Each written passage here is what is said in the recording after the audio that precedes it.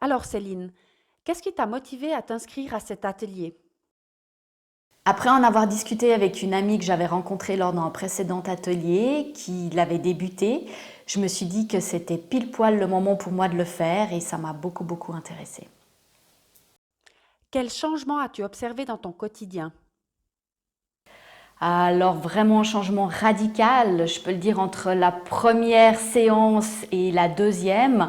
Quand je suis arrivée lors de la première, j'étais vraiment très en colère et je ne comprenais pas non plus pourquoi j'étais là et tout ce que tu me disais. Et il y a eu un déclic non seulement lors de cette séance, mais ensuite lors de les 2 semaines qu'il y a eu entre ces deux séances qu'on a fait. Et clairement, ça a été un changement à 180 degrés. Ces changements se sont-ils inscrits dans la durée? Oui, alors pas tous parce qu'il y en a que je dois encore travailler, mais je dirais la majorité se sont sincèrement inscrits et ils sont devenus vraiment un mode de vie quotidien pour moi. Y a-t-il une anecdote particulière dont tu te rappelles? Oui, il y a une anecdote que j'ai vécue avec les participants de cet atelier où lors de la première séance, comme j'étais très remontée, je me suis dit oulala, mais quelle vision ils vont avoir de moi. Et clairement, la dernière, où quand on s'est dit au revoir, il y avait une amitié, il y avait quelque chose qui s'était passé.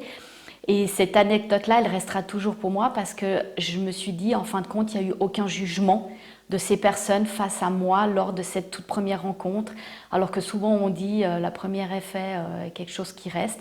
Et bien, ce fut absolument pas le cas à ce moment-là. Peux-tu citer des outils qui te sont précieux encore aujourd'hui? Alors il y avait le tableau de vision, la cohérence cardiaque, la responsabilisation de chacun. Et là, principalement pour moi, ce qui a été le plus fort, ça a été la communication non violente. Que dirais-tu à une personne qui hésite à s'inscrire? Il ne faut pas avoir peur que c'est que du bonheur et que clairement, ça nous permet juste de pouvoir se trouver soi-même.